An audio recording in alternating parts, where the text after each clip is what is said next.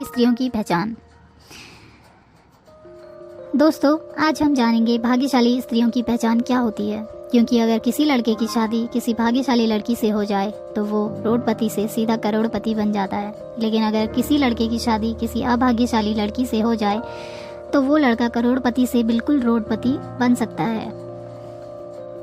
इसलिए ऐसा कहा जाता है कि किसी भी स्त्री को समझना बहुत ही मुश्किल काम है। सृष्टि रचयिता ब्रह्मा जी ने नारी की एक ऐसी रचना है जिसे वह कभी भी पूरी तरह से समझ नहीं पाए हैं, इसलिए इसके दोष और गुणों के परिणाम लगाना असंभव है। प्राचीन काल से ही कुछ विद्वानों ने स्त्रियों को लेकर कई ग्रंथ लिखे हैं। ऋषियों ने नारी को घर की लक्ष्मी माना है। किसी का भी घर उस स्त्री के श्रृंगार और व्यवहार से ही समझ में आता है।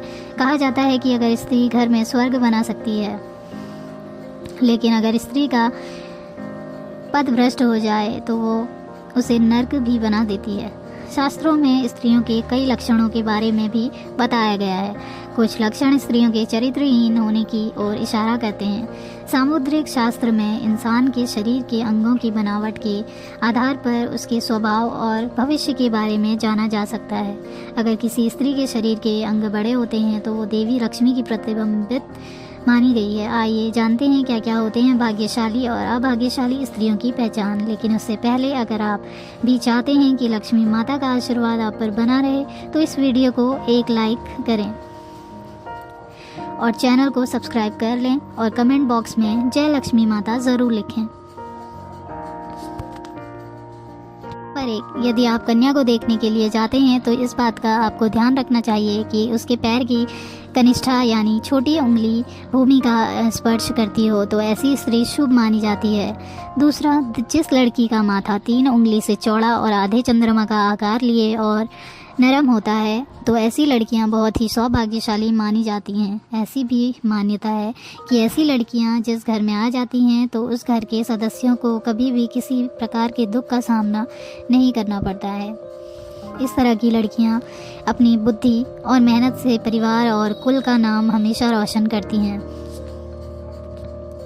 तीसरा, जिस लड़की की आंखों के ऊपर और नीचे की त्वचा हल्की लालिमा और आंखों की पुतली काली और सफ़ेद भाग दूध के समान होता है तो ऐसी लड़कियों को भी भाग्यशाली माना जाता है। इसके साथ ही जिस लड़कियों की चाल राजहंस के समान और कमर बाग के समान पतली होती है तो ऐसी लड़कियां सभी सुखों को भोगने वाली होती हैं। चौथा, जिन लड़कियों के नाक के अगले हिस्से पर तिल होता है तो ऐसी लड़कियां बहुत ही भाग्यवान होती हैं। इस तरह की लड़कियां धन के मामले में बहुत ही भाग्यवान होती हैं। ऐसी भी मान्यता है कि इस तरह की लड़कियां जिस घर में जाती हैं वहां पर सुख समृद्धि हमेशा बनी रहती है।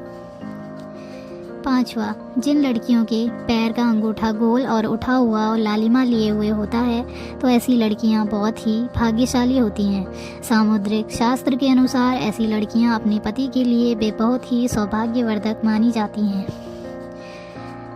छठा, जिस स्त्री के दांत सुंदर चमकीले सफ़ेद और आगे की तरफ निकले हुए हों ऐसी स्त्रियां बहुत ही सौभाग्यशाली होती हैं। सातवां, ऐसी स्त्रियां जीवन साथी के लिए लकी होती हैं, साथ ही इनके जीवन में सुख सुविधाओं की कभी कमी नहीं होती। ये घर परिवार के लोगों के सौभाग्य और सुखों में वृद्धि लाती हैं।